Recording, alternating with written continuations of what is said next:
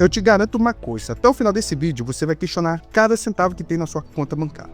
Os Faria Limers, os deuses da criptomoedas, em 2026 acham que inventaram a roda com o Bitcoin e a tecnologia descentralizada. Mas a verdade brutal é que uma pequena tribo perdida no meio do Oceano Pacífico inventou um sistema das criptomoedas milhares de anos antes do computador ser ligado. E o pior, eles usavam moedas que eram mais pesadas que a picape. Se prepara porque o que eu vou te contar hoje humilha qualquer economista de Wall Street. Fala galera, Jânio Oliveira na área, F5 de curioso bombando. Se você vacilar e pular esse vídeo, o algoritmo vai te esconder o maior segredo da história do dinheiro. Então esmaga o botão de se inscrever, com ignorância, ativa o sino pra ontem e vem comigo, porque toda terça, quinta e domingo eu destrincho a Matrix da vida real. Bora pro vídeo, mais uma curiosidade top e deixa o like. Origem, a criptomoeda de 4 toneladas. Há mais de 1000 anos, no meio do Oceano Pacífico, existia um pequeno arquipélago chamado Ilha de Yap. O povo de lá era genial, mas tinha um problema. A ilha não tinha ouro, prata ou metais preciosos para usar como dinheiro. E fazer escambo de porco ou coco já não estava dando conta da economia que crescia. A solução que os caras arrumaram? Eles começaram a navegar 400 quilômetros em mar aberto até a ilha vizinha de Palau para minerar calcário.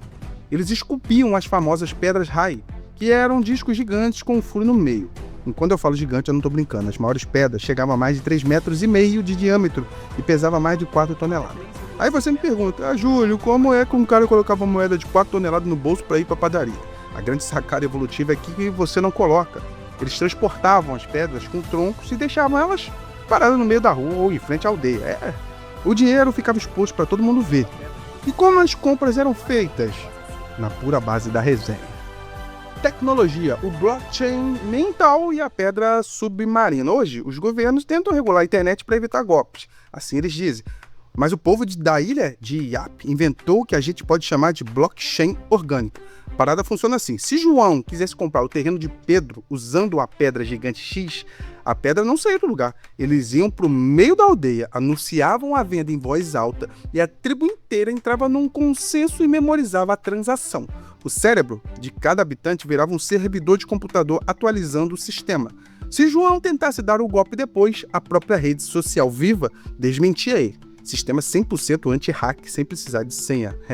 E o caso mais absurdo da história deles é o da pedra afundada. Uma família estava trazendo uma pedra gigantesca de barco quando pegou uma tempestade e a pedra afundou no fundo do oceano.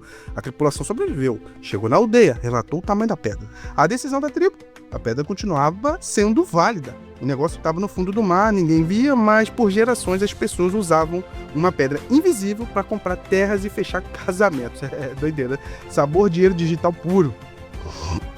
História, a prova de trabalho com sangue literal. No Bitcoin de 2026, a gente usa eletricidade, supercomputadores para minerar uma moeda.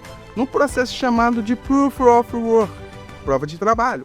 Lá na ilha de Yap, a prova de trabalho era literal, brutal e muitas vezes fatal. O que dava valor à pedra não era só o tamanho dela, mas o currículo de sangue que ela carregava. As perguntas para o Volation eram: quão perigosa foi a viagem no mar para trazer essa pedra? Alguém foi devorado por tubarão ou morreu na tempestade no processo? Se alguém morreu, o valor da pedra simplesmente multiplicava. Essa boa tragédia. Ela não foi feita com máquina moderna, ela foi feita na base do suor e da morte. As pedras mais valiosas tinham até nomes próprios batizados em homenagem aos marinheiros que deram a vida para minerar aquilo. Uma pedra Rai não era só calcário, ela era a vida humana condensada em forma de dinheiro. Até que um gringo descobriu a ilha e resolveu ligar a impressora de dinheiro infinito. Tradições, um homem que hackeou a ilha e gerou a inflação.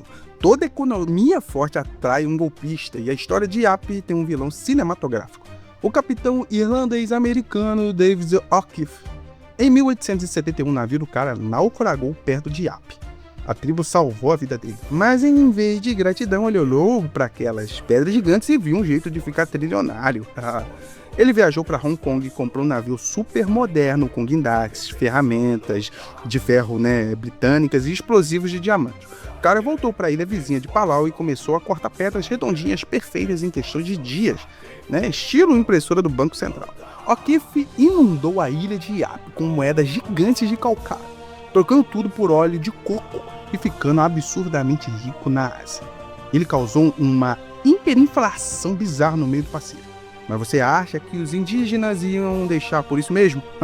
Os caras deram uma aula de política monetária que daria inveja a qualquer ministro da economia hoje em dia. Economia, a resposta é genial e o prêmio Nobel. Para evitar um colapso do sistema financeiro, os chefes da tribo de Yap reuniram-se e soltaram um decreto genial. As pedras do Capitão Octave eram dinheiro falso. Por quê? Porque elas não tinham o lastro do sofrimento, foram feitas com máquinas sem derramamento de sangue. O lastro verdadeiro da moeda não era a estética, era o esforço humano. Octave foi desmonetizado na mesma hora. A parada foi tão insana que em 1991, o vencedor do Prêmio Nobel de Economia, Milton Friedman, estudou a ilha de Yap e cravou que elas eram idênticas a Wall Street. Friedman usou a pedra no fundo do oceano para humilhar o Federal Reserve dos Estados Unidos. Lembrando que nos anos 30 a França comprou ouro americano. O ouro não saiu de Nova York. Os banqueiros só colocaram ela numa gaveta escrita França.